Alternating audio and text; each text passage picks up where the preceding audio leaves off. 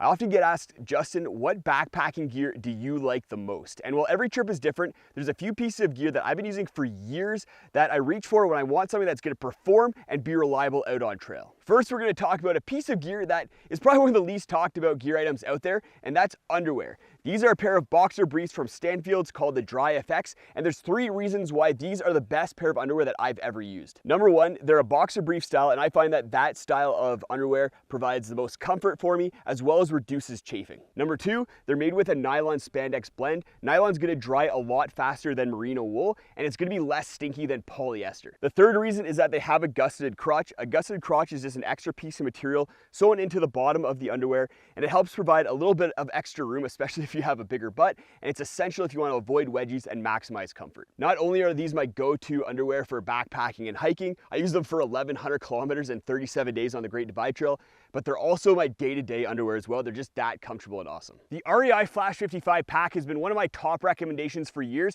and for good reason. It's lightweight, has the ability to carry 40 plus pounds comfortably, has water bottle pockets that you can actually reach, and comes in at an affordable price. I've used it on ultralight trips where I'm covering tons of miles, as well as on comfort trips where I'm carrying a lot of extra gear. I've even used it on winter trips, and it's able to accommodate that extra weight and bulk with no problems. I've had this pack for many years, putting thousands of miles on it, and it still looks almost new. There's only just a couple nicks in the front here, but otherwise it's in mint condition. For the third item, pillow pad straps. This pad strap keeps your pillow locked onto your sleeping pad, so it's not sliding around from under your head in the middle of the night. The Trekology 2.0 was the first pillow that I used with a pad strap, and it's still my go-to to this day. It's both lightweight and comfortable. It has a baffling system that makes it feel less balloony than a lot of other inflatable pillows out there, and that has a stretchy surface to it that also adds to the comfort. For such a high-performing pillow, you'd think it'd cost more than the $40 or $50 that you'd pay for a pillow from Sea to Summit or Thermarest, but it's only $20. This pillow is one of the best values on the market. When I'm putting together sleep systems for people so they are as comfortable as possible out on trail,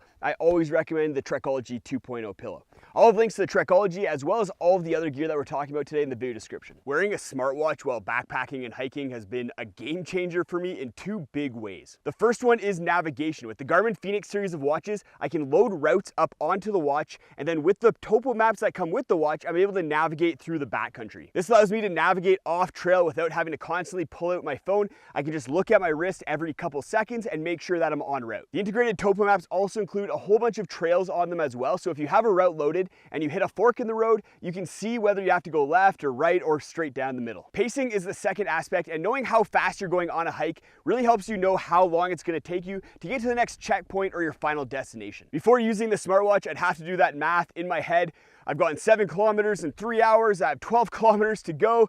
When I'm hungry and tired, that math just isn't happening. The Fenix series of watches not only gives you your pace info, but if you have a route loaded, it'll give you an estimated time of arrival based on the average pace that you've been doing throughout that hike. I wear the Garmin Fenix watch every time I go on a hike or a backpacking trip where I know navigation and pacing is gonna be super important, as well as my everyday watch due to a whole bunch of awesome features that it has. I've talked about this down jacket probably more than any other product out there, and for good reason. The Decathlon Trek 100 is one of the best performing down jackets on the market at a fraction of the price when compared to other jackets. And Decathlon's continuing to improve the jacket. Right now, it's made with RDS certified down, but in the future, the liner of the jacket is also gonna be made with 100% recycled materials. This jacket is amazing. There's a reason I've sold all of my other 3-season down jackets. Companies try and send me their $200 or $500 down jackets to test out, but I tell them just not to bother because I love this jacket so much. Those of you who follow the channel know that I'm a big believer that trail runners are better than hiking boots in most situations, but a good pair of waterproof hiking boots do have their place. Some examples where hiking boots are going to be better than trail runners include things like if it's infrequently wet, if it's things like slush or mud or wet grass, then a waterproof hiking boot that goes above your ankle is gonna keep your foot a lot drier than a trail runner. That being said, if you're going through a lot of water courses where the water is gonna be above the height of your hiking boot, you're better off going with trail runners because they're gonna dry a lot faster afterwards. Another example is if you need foot protection, a hiking boot is gonna provide a lot more protection than a trail runner, especially for your ankle if you're traversing scree slopes or you're scree skiing down the slope. When there's rocks tumbling down and hitting your ankles, a hiking boot's gonna do a lot better for you. Some people might think that I'd wear the hiking boot for ankle support, especially when going through uneven terrain, but a hiking boot doesn't provide much ankle support because it's not stiff enough and it doesn't go up high enough. The Salomon Quest boots were the first pair of hiking boots I bought when I moved to the Rocky Mountains 9 years ago, and those pair are still going strong. I recently gave them to my dad so he can use those while I test out the Quest 4. My favorite thing about the Quest boots is that they're made so that they fit a wide variety of foot shapes. I'm surprised at how many people with either narrow feet or wide feet, low volume or high volume, can fit inside the Quest. The Quests are what both me and my partner Steph use when we're going out on trips that require hiking boot. They're my favorite hiking boot that I've tried, and I've tried out a lot of them. If you want to see a full review of the REI Flash 50 pack, the pack that I recommend the most, go check out this video right up there. I go over everything that makes the pack phenomenal, as well as some of the things that may make it so that it's not right for you.